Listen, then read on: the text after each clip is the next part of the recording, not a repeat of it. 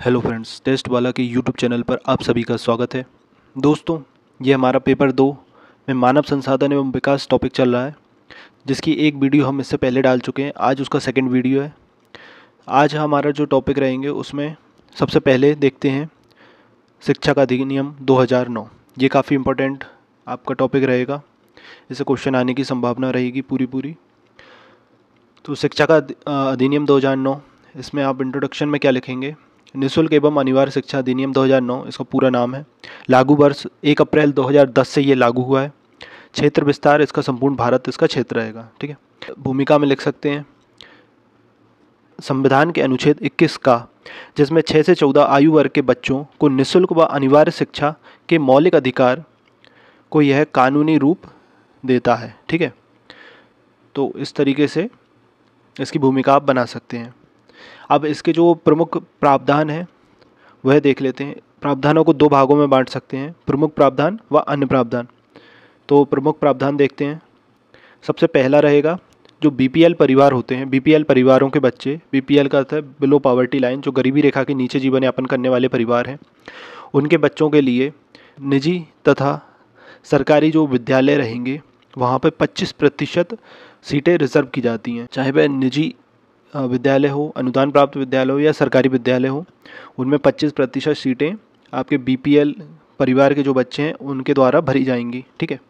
Second point रहेगा इसका वित्तीय भार। इसके तहत जो भी वित्तीय भार होगा वह केंद्र व राज्य सरकारें दोनों मिलकर उठाएंगी, जिसमें केंद्र का हिस्सा रहेगा 65% व राज्य सरकार का हिस्सा रहेगा 35%।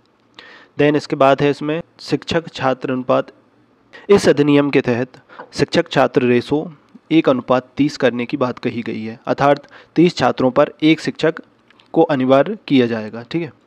इसके बाद है आपका प्रत्येक 1 किलोमीटर पर आपका एक विद्यालय खोला जाएगा। इसके बाद आएगा आपका अगला प्रावधान है जो वह रहेगा नो डिटेंशन पॉलिसी। अब देखिए, नो डिटेंशन पॉलिसी का क्या अर्थ है?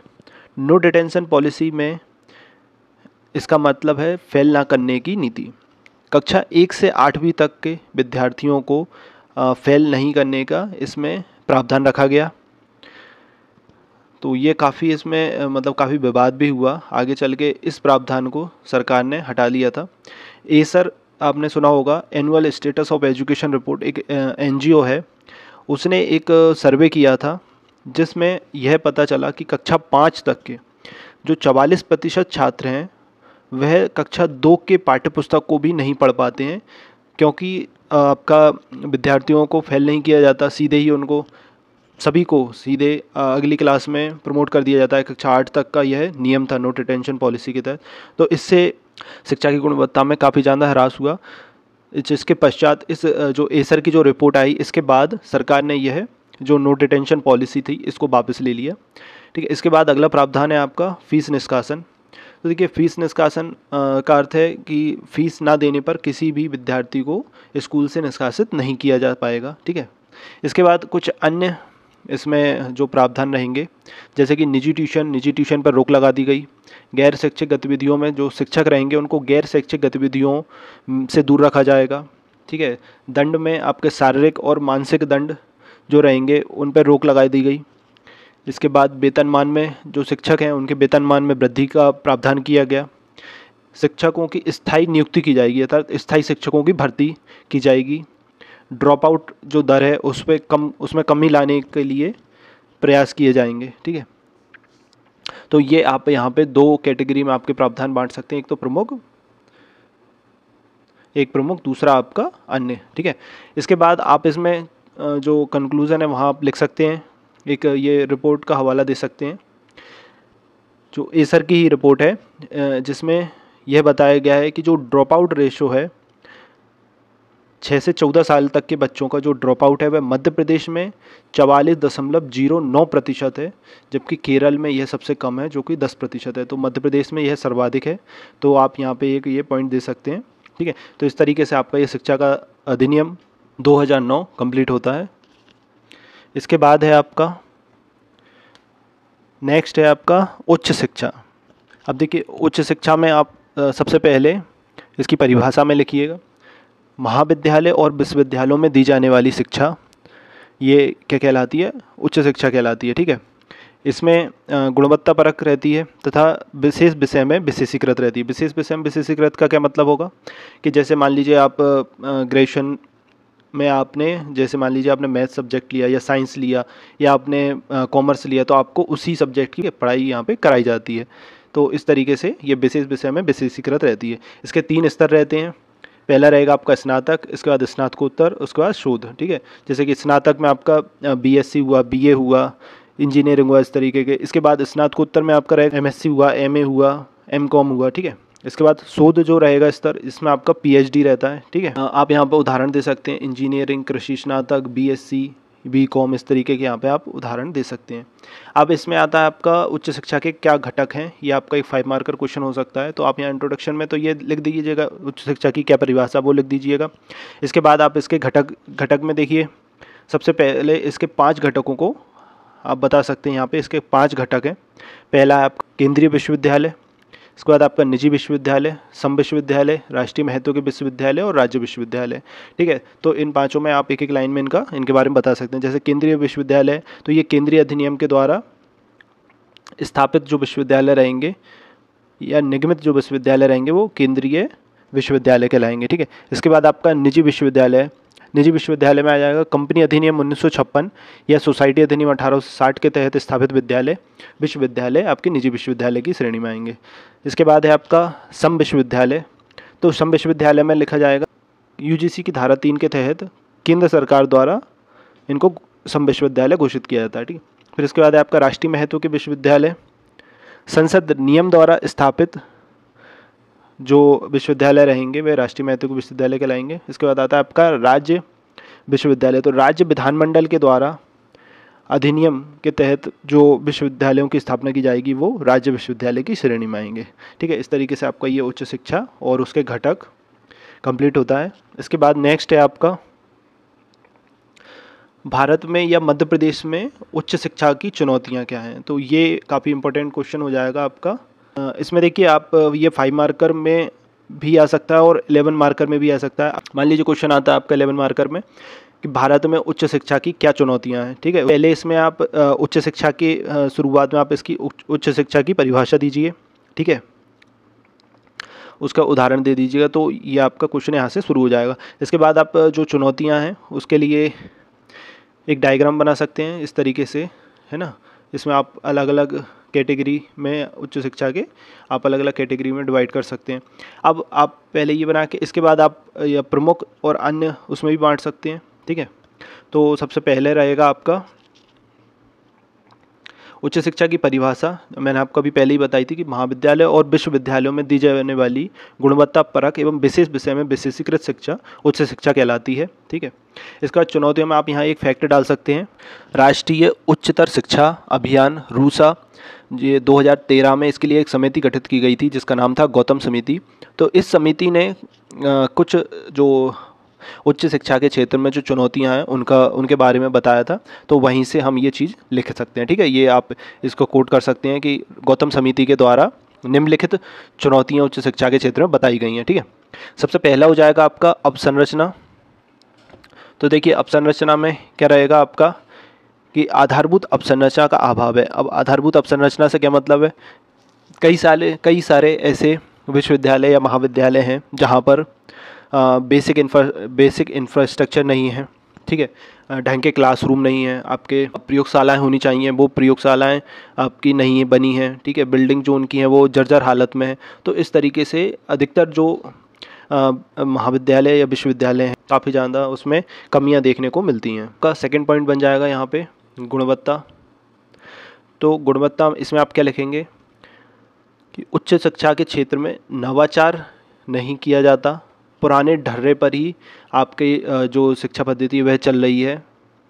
जैसे कि यहाँ पे आप लिख सकते हैं कि मैकाले की जो शिक्षा पद्धति है अंग्रेज़ों के टाइम की, वही हम अभी भी वही शिक्षा पद्धति पे कायम है।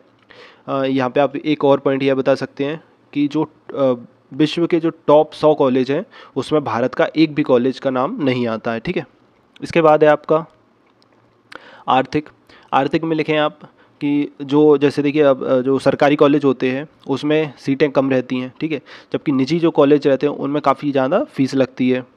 जैसे कि मान लीजिए आप जो इंजीनियरिंग है या फिर मेडिकल है, तो उसमें काफ़ी कम सीटें रहती हैं सरकारी कॉलेजों में, जबकि फिर निजी अगर कॉलेज से कोई करना चाहे तो उसमें काफ़ी ज़्यादा फीस रहती है, ठीक है। तो ये आप यहाँ बता सकते हैं। इसके बाद है आपका सामाजिक।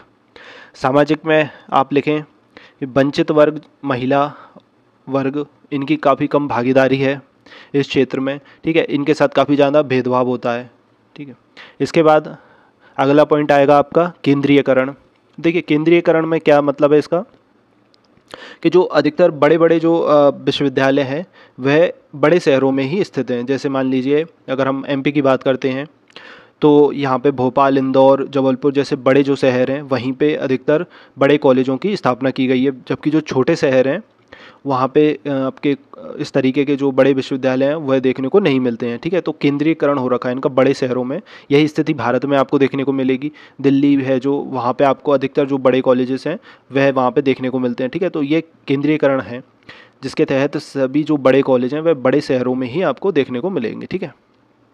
इसके बाद है आपका राजनीतिक दखलंदाजी। राजनीतिक दखलंदाजी में आप लिख सकते हैं कि जो कॉलेजेस हैं वह आपके जो राजनीति का अड्डा बन चुके हैं, ठीक है।